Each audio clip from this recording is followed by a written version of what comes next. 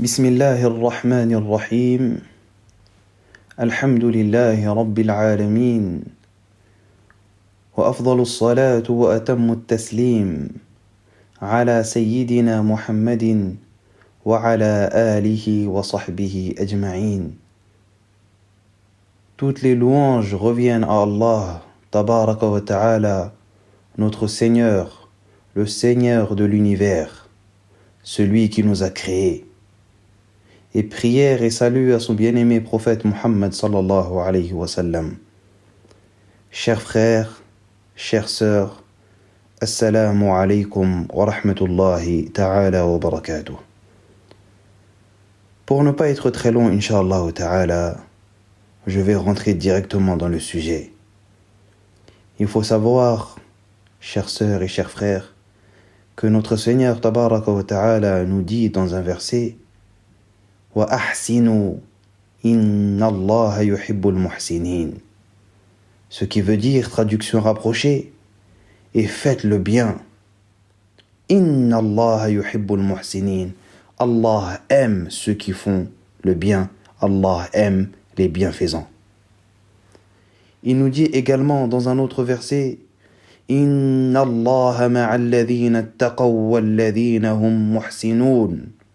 Il nous dit Allah est avec ceux qui l'ont craint avec piété et ceux qui sont bienfaisants. Il nous dit également dans un verset waf'alul khayr. Qu'est-ce qu'on nous dit? Waf'alul khayr. Waf'alul khayra la'allakum tuflihun. Et faites le bien. Il faut savoir, chers frères et chères sœurs, anna sana'i al-ma'ruf wa badla al-khayr ila an-nas min asbab raf'i al-bala. Il faut savoir que le fait de faire ce qui est, ce qu'Allah Azza wa Jalla nous a demandé de faire le bien autour de nous, d'aider les gens, fait partie des choses ou fait partie des raisons pour laquelle une épreuve se lève. Une communauté éprouvée, quand une communauté est éprouvée, il y a des clés pour sortir de cette épreuve. Et parmi ces clés-là, il y a le fait de faire le bien. Car هذا يرفع البلاء, ça lève l'épreuve. ويكون سببا لنزول الرحمة. C'est aussi le fait de faire le bien, c'est une cause pour que la miséricorde d'Allah Azza wa Jal descende sur les bienfaisants. Al-Imam Al-Tabarani, rahimahullah ta'ala, nous rapporte dans un hadith de Salama radiyallahu anha, il nous dit Sana'i'ul ma'ruf taqi masari'us su. Le fait de faire le bien nous préserve, nous protège du mal. Et on nous dit également dans un hadith بأن الصدقة تطفئ غضب الرب, que le fait de faire des aumônes, et on sait tous que le fait de faire des aumônes, c'est un bien. تطفئ, ça éteint la colère d'Allah Azza wa Jal sur un serviteur. Et on a également plein de choses qui parlent sur les bonnes actions et les œuvres de bienfaisance, comme le fait de avoir des liens et respecter les liens parentés, car ça augmente la vie, ça prolonge la vie. Et le prophète sallallahu alayhi wa sallam nous dit également dans d'autres hadiths que kullu ma'rufin sadaqa, que chaque bien est une aumône. Il faut savoir بأن أهل المعروف في الدنيا هم أهل المعروف في الآخرة. Et les bienfaisants ici-bas, dans ce bas monde, ce sera eux les bienfaisants dans l'au-delà.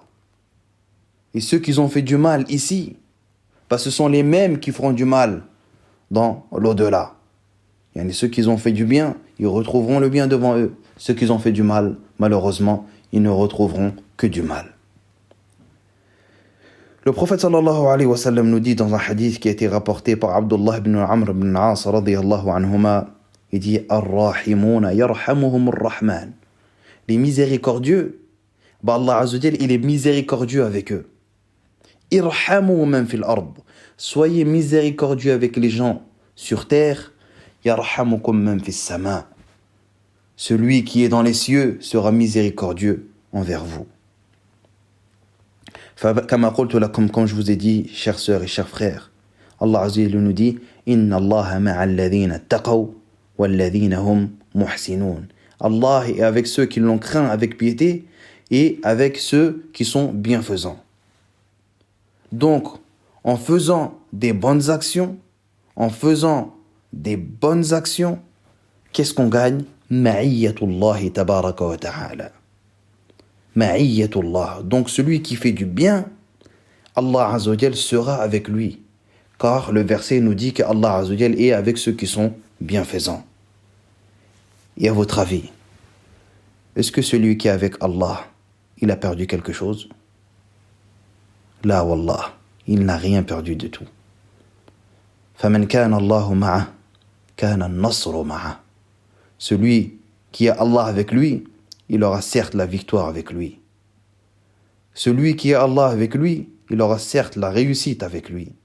Celui qui a Allah avec lui aura certes la gloire. Il aura la libération. Il aura la sécurité. Il aura l'assurance. Et aujourd'hui, oh combien nous avons besoin de toutes ces choses-là. Donc, parmi les causes pour avoir la libération, la gloire, la réussite, l'assurance et la sécurité, nous avons besoin d'avoir Allah avec nous. Et pour avoir Allah avec nous, il faut le craindre avec piété. Il faut être bienfaisant, comme Allah tabaraka wa ta'ala nous le dit. Et c'est ce sens-là, chères sœurs, chers frères, une personne qui a Allah Azza wa Jal avec lui n'a plus de crainte, n'a plus d'angoisse, n'a plus d'inquiétude.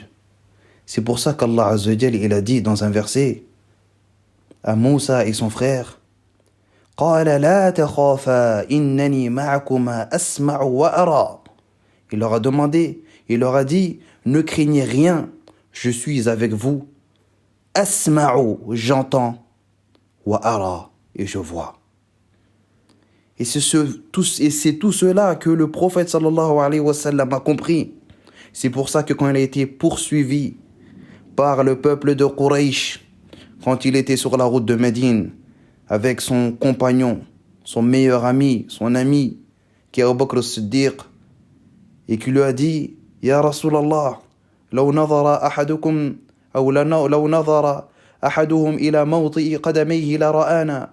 Si un d'eux regarde au niveau de ses pieds, il va nous voir. Qu'est-ce que le prophète sallallahu alayhi wa sallam a répondu?